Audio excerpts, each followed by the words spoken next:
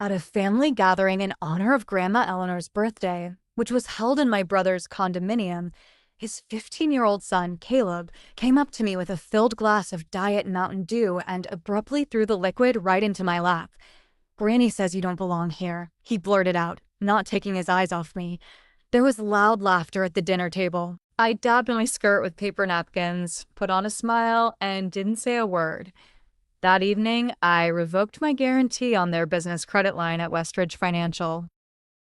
By morning, Alex's SUV had been picked up by a tow truck, and at exactly 8 a.m., my doorbell rang insistently. Eleanor's grandmother's birthdays have long turned into a performance by one artist, her pet Caleb, who received more attention than the birthday girl herself and her cakes bought at Kroger's combined. I usually arrived, presented a gift, maintained a minimum of small talk, and left as soon as possible. But this time, something alerted me already in the phone invitation. "Katherine, I'm asking you to come," my mother sang in a sweet voice. "Kolobchik asked if you would be there. That alone would be enough for any sane person to cite a sudden illness. Caleb was only interested in me when he was up to something. Last time, he begged for a Razer gaming chair for his computer and was full of praise for my culinary talents. And a couple of weeks later, I told my friends in the yard that I tried to play the mother, but screwed up. This is his exact wording. I found out about this from my cousin's son. When I complained to Alex, he waved me off. Adolescence, testing the boundaries of what is allowed. So I didn't expect a warm welcome, but I went anyway because, despite everything, I kept coming. There was an unimaginable hubbub in Marina's brother's 3-room apartment. Balloons, 2 purchased cakes with cream roses, half a dozen already disassembled gifts. Caleb was telling a girl that his grandma had promised to buy him a pickup truck for his 16th birthday. Mom was laughing uproariously, as if she'd heard a century-old joke. No one noticed my arrival. I had to clear my throat loudly and wave my hand before I was reluctantly shown to an empty chair. My gift, an amber necklace that I had been choosing for an hour, was destined to stay in the box all evening unopened. Mom was too busy telling everyone how Caleb's homeroom teacher was insisting on his transfer to a specialized class for the gifted. Not just capable, almost a genius, you know. No one asked about my boutique, about the charity sale I organized 3 weeks ago, too. I was just an empty place they could point fingers at, reminding themselves of their own superiority. I was placed between 2 strangers. One of them had a can of Bud Light beer in each hand. The second one took my fork without asking when he dropped his own. I didn't even object. I just let the situation go. I've been letting go of a lot for years, and then something happened that changed everything. Caleb got up from the table with a full glass of Coke, approached me with the air of a man going about his business, looked straight into my eyes. "Granny says, you don't belong here." And he poured soda on my lap. A cold, sickly sweet slush spread over her skirt. My feet instantly became sticky with sugar. I was sitting in this puddle, and they were laughing. The whole table. Mom turned to her friend and commented something along the lines of, "Kalabchik is just saying what he thinks." Alex even clapped his hands. I soaked my knees with paper napkins, and they started laughing even louder. I smiled calmly. No reaction, no theatrical scene. She sat there as if she didn't feel humiliated. After all that I had been through, after many months in rehab, hope and despair, after holding my fading daughter in my arms, this childish prank with a Coke seemed so petty, so insignificant. And that's why she was the last straw. Because even though they knew about my pain, they continued to see me as a target for ridicule. But something has changed inside. It wasn't resentment, not even anger. It was crystal clear. They didn't want to see me. They never did. And now they've made it so clear that even I've had to stop pretending that everything is fine. I waited another 10 minutes, apologized as if nothing had happened, got into my car, drove home, and opened my laptop. More than a year ago, Alex asked me to act as a guarantor for a credit line for his LLC. He begged, pressed for pity. Mom is worried. Things are just getting better. I was still reeling from the loss of my daughter. It was only 8 months after the funeral, and I existed in a kind of fog, mechanically agreeing to anything to get rid of me. I signed the documents without reading them, just to be alone with my grief. I had power that I had never used until tonight. I revoked the guarantee and sent an application to the bank to exclude me from the credit line. The accounts were frozen automatically. Alex only found out about this in the morning when he got a call from Westridge Financial, and at 7:45 a.m., a tow truck was working under the windows of their house. They took the Ford Explorer, which was leased 4 months ago under my own guarantee. At exactly 8 a.m., the doorbell rang. When I open it, Alex is standing on the doorstep with the same expression of feigned concern mixed with real panic that I have observed with every puncture in his adult life. Only now Mom wasn't there, ready to cover up the failure with Dad's life-saving check, and I wasn't there, ready to pretend that everything would work out. He looked depressed, didn't even say hello. "You have to fix this immediately." "No, good morning. Not a word about yesterday's Coke." There was no hint that the whole table was laughing at me like I was an invited clown. He handed me a stack of papers. "The line has been frozen. The bank said the guarantor refused. If I don't find a replacement, everything will go to hell. I can't afford to rent a shopping pavilion at the Mall of America. The credit cards are exhausted. Sellers have nothing to pay their salaries with. Mom's health insurance is about to expire. Caleb's youth soccer league membership is in 7 days." I leaned against the doorframe. I'm silent. His voice changed. "Are you doing this because of a stupid joke?" That's it, a stupid joke. Not a malicious jab about my daughter. Not bullying. It's a stupid joke. I slammed the door in his face. 5 minutes later, the phone was bursting with messages. First him, then Olivia, then Mom. Everyone tried their own approach. Guilt, bewilderment, threats. Caleb sent a video from TikTok. Some blogger is pretending to cry. No comments. Just a video clip. In the evening, a new surprise was discovered. I went out to the parking lot in a suburban apartment complex. Car keys in one hand, grocery bag in the other. My car was completely ruined. Someone used a key to go through both sides to the metal. The side rearview mirror was lying nearby. The rear window is full of cracks. It was smashed by something heavy. At first, I just stood there, looking at the empty asphalt. Not a soul. There was only silence and a strange feeling, as if the very air had stopped waiting for my reaction. I didn't call Alex. I didn't call my mom. I didn't scream. I didn't cry. I didn't throw tantrums. I went back to the convenience store, turned on the surveillance video, and rewound it. Here they are. Caleb and his friend. Hoods are pulled up, neighing like horses. One takes pictures on a smartphone. Caleb walks up to the car, sprays the word loser with a can of red paint, poses like a rapper for a music video, then knocks a flower tub off the store's porch to complete the picture. I didn't even blink. I called Uncle George, the only sane person in our family supplementarium. He arrived in less than half an hour and watched the recording in silence. When he finished, he leaned back in his seat. "Call the police." No talking. I didn't call. He stayed while I testified. The officer turned out to be polite but meticulous. This is not the first complaint about Caleb Johnson. There have already been incidents at the school. Damage to property, illegal entry into private property. He's been getting away with everything so far. But you can't get away with the video. Alex reappeared the next morning. This time he called me, stood across the street from my house, paced the sidewalk, as if waiting for me to turn myself in. When he realized he couldn't wait, he started yelling. I couldn't make out everything, but I could hear some of the words. "You're a traitor. You're heartless. You'll regret it." Then my mom called and left a voice message. "I don't know what came over you, Katherine.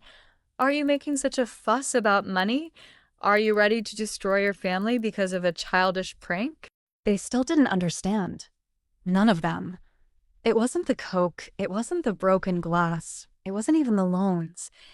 It was about the years of treating me like a poor relative who is tolerated out of charity, who is not loved but tolerated, who is not appreciated but used.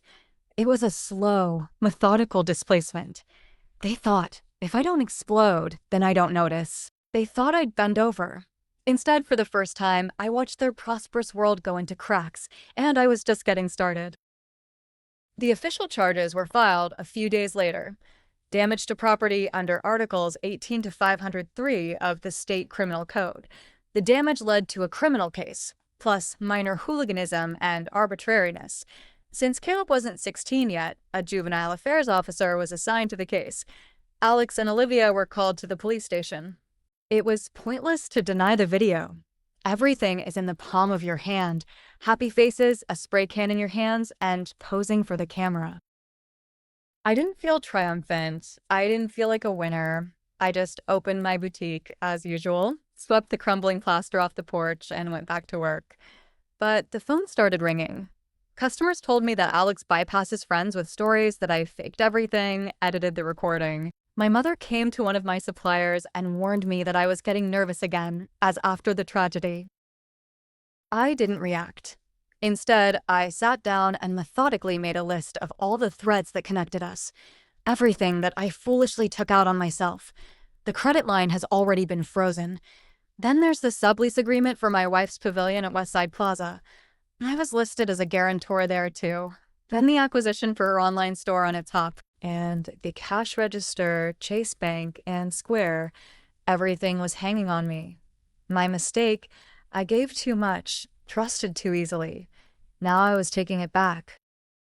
By the end of the week, I severed all financial ties, terminated the acquiring agreements, revoked the powers of attorney, and sent an application to the Internal Revenue Service, IRS, to exclude my data from all documents where her LLC appeared. They would not have been able to accept a single payment without checks, which they were not ready for. Methodically, coolly, and efficiently. Olivia's store on its hop was blocked 2 days later. Alex's sublease agreement was canceled. A notice of termination was posted on the door. He called all day, left voice messages, begged, threatened. By the end, he was almost crying. Mom called too. The tone has changed. You're ruining the family. My father wouldn't want that. Funny. Dad was the only one who saw me as a person, not an alternate airfield. And then it dawned on me. They believed that what they had built was their property. They acted like I was lucky to be around. But the truth is that everything was based on me. My efforts, my signature, my reputation, my risk. They never appreciated it, because to admit it would be to acknowledge my power. And they didn't like the idea that I was holding something in my hands that they couldn't control. And they broke loose. I got home late. The boutique's window is smashed again. They weren't even hiding. There's a cobblestone on the floor with a note on an elastic band. One line, "You will sigh alone." I wasn't scared. I wasn't even angry. She picked up a rock, pinned a note to the wall in the back room, and dialed Uncle George again. The next morning, he brought a lawyer. Now for the full program. A criminal case, a civil lawsuit, moral damage, lost profits, everything that is required. I didn't argue, I didn't doubt, because it's not about the birthday or the Coke or the storefronts anymore. It's about drawing a line, bold, final. They're no longer a family, just people with a common surname. They set a date for the hearing on Caleb's case through the Department of Juvenile Affairs. But the civil suit is no longer just against him. Damage to a boutique, a car, and systematic threats. Uncle George told the lawyer not to miss a single detail. We had a video, a note, witnesses, and a very competent lawyer. I thought they'd be quiet, panicking backstage. That was not the case. 2 days later, a voice message from an unknown number. I almost deleted the spam, but something made me listen. A young, nervous voice. "My name is Sarah. I worked for your brother in the pavilion, the one that closed." She said she didn't understand what was going on at first, but when she heard about the trial, she remembered something. I overheard a conversation a few weeks ago. Alex and his wife were discussing how to make you look mentally ill. Then I didn't understand who I was talking about. Now I get it. And she added, "He smashed the second window himself." I called back immediately. Sarah picked up the phone, her voice trembling. "I'm tired of being silent. I have a messenger conversation. Screenshots. He asked me to buy paint and then report back. I gave her the lawyer's contact information. She forwarded everything. Another woman wrote the same evening. I helped Olivia with the online store. I've seen fake invoices in my name for suppliers. They look like I'm a co-owner. They punched contracts in your name, beat out deferred payments. Once, they even issued a refund like a marriage came.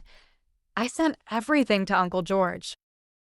By morning, the case had turned from hooliganism into a serious criminal offense: fraud, forgery, and illegal use of personal data.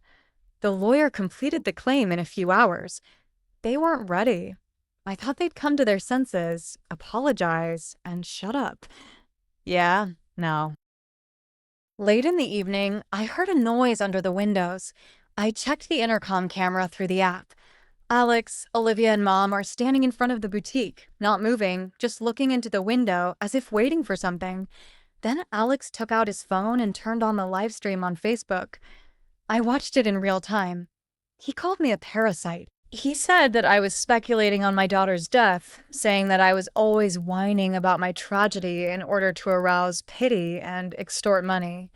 It's like I lost a child on purpose to put pressure on pity, as if those 6 months in pediatric oncology, sleepless nights at the hospital bed, and an empty children's room were my cunning plan to manipulate relatives, that I'm trying to break up my family, that I need psychiatric help. Mom was standing behind him. His arms are crossed and his face is set in stone. Not a word, not an attempt to stop. They didn't know that I was watching from the apartment above the boutique. I didn't lose my temper. I didn't run out to figure it out. I dialed 911 and sent a link to the broadcast to the lawyer. The stream was deleted an hour later, but someone managed to record it and upload it to the local public. Headline: Family Drama in Elmwood. Live Business Showdown. The next day, people came to the boutique. Strangers, regular customers, just curious. They asked if everything was okay. Some people just bought something and said, "Hold on." I just worked while it was burning behind my back. 2 days later, Alex and Olivia were handed an extended summons. Fraud, defamation, and damages are the complete package. Their lawyer tried to come to an agreement. They say they are ready to resolve amicably if I refuse to have a public trial. I didn't even answer. Let my lawyer communicate. They still didn't understand. This is not revenge, not a vendetta. This is survival. And I didn't light the match. The meeting was scheduled for Thursday, 9 a.m. I barely slept the night before. Not out of nerves, but out of a desire to put an end to it, present the truth and leave, finally cutting them off from their lives. I arrived in advance. Uncle George was already waiting at the entrance to the Fairview County Courthouse, sipping coffee from a cardboard cup as if they were meeting over a minor domestic dispute. "Focus," was all he said. He handed over a copy of the documents that the lawyer had submitted the night before. The final version of the claim with all appendices, 7 volumes of evidence. Alex entered the boardroom in a rumpled tie, slouching, with red veins under his eyes. Olivia trotted behind, muttering to herself, buried in her phone, clearly trying to distract herself. They sat 2 rows ahead of us, never once turning around. Mom wasn't there. I found out later. She told the neighbors that her health wouldn't allow it, and her nerves would go to hell. And that same morning, someone filmed her in a coffee shop, sitting on the veranda, laughing with her friends over a cup of coffee. The judge, a woman in her 50s with a gray lock above her forehead, conducted the trial clearly, without unnecessary emotions. Our lawyer methodically laid out the evidence. Video with Caleb, recording of Alex's stream, the fake invoices with my signature that Olivia was riveting. Then there were witnesses. 3 former employees, 2 suppliers, and Sarah, the one with the receipts and screenshots of correspondence about how Alex planned to smash the second storefront. With each new document, Alex shrank deeper into his chair. Our lawyer demanded not only compensation for direct damages, moral damages, lost profits, and legal fees are the full package. Their defender tried to play up a family conflict that got out of control. They say excessive demands need to be resolved amicably. The judge did not fall for it, flipped through the printout of the stream, studied the screenshots, and said something that I will always remember. "If this is how personal issues are handled in your family, I am glad that this has become public knowledge." We won on all counts. Alex and Olivia were awarded $280,000. Caleb was ordered to do community service, consult a school psychologist, and make an official written apology. The letter arrived a week later by email. He obviously didn't write it. It was too well written. I didn't answer. But what started after the trial was almost worse than the trial itself. I got home late. The flower bed at the entrance was torn up. The mailbox is crumpled. Food waste is scattered by the door. No note, no hint of who did it. I didn't even sigh, took out the trash, put up an additional camera with a motion sensor, and wrote another statement. Now the police reacted seriously. A precedent has been set. The materials are in the case. A few days later, a cousin, one of the few who remained neutral, sent a message. He was at a family gathering with a distant relative. Someone mentioned me. My mother told me that I had turned into a cold, embittered woman who speculates on grief for profit. Alex said he wasn't done yet. I didn't reply to the message, took a screenshot, and saved it. And then I realized something that made me feel calmer than I had in years. They scattered. The stronger I got, the more they fell apart. My boutique was working like never before. I have launched a new line of products from local artisans, handmade jewelry, ceramics, natural cosmetics. I have agreed with a regional supplier of organic products. Sales doubled in a month. I expanded the staff, rented an additional room for a warehouse. There was a lot of work, but it was not burdensome. It felt deserved. And I made sure that the right people found out about it. Not all. Who called for the birthdays? Who came to my daughter's funeral without reminders and persuasions? Who just sat next to you, not trying to comfort you with the usual phrases about everything is for the best or God takes the best? The few who understood, sometimes it's enough just to be around, not to meddle with advice to distract yourself or give birth to a new baby as soon as possible. I told them about the expansion, about the publication in the American Business Quarterly magazine, about the nomination for the Entrepreneur of the Year award from the Chamber of Commerce. As if, by the way, without boasting, just the facts. I knew they'd pass it on. And I knew it was eating away at them because for years they had been hammering into me. Without their approval, without their support, without their last name, I would disappear. And now they're overboard. And the scariest thing for them is that I'm doing great. It's been a few months. The boutique was thriving. I didn't have to look over my shoulder anymore. The cameras were working. The locks are reinforced, but that tension, that wariness is gone. It was quiet, as if she had woken up and discovered that the noise in her head had finally subsided. And I haven't heard from Alex since the trial. Olivia has deleted me from all social media. Caleb disappeared from the internet. Either the accounts went private or he closed them altogether. Their silence was more tactical than remorseful. Mom didn't call again. Not once. But there were rumors, always through third parties. An older cousin said Alex tried to open a new business, but no one became a guarantor. The reputation is tarnished, not loudly, but thoroughly. Suppliers require prepayment. Landlords provide triple security.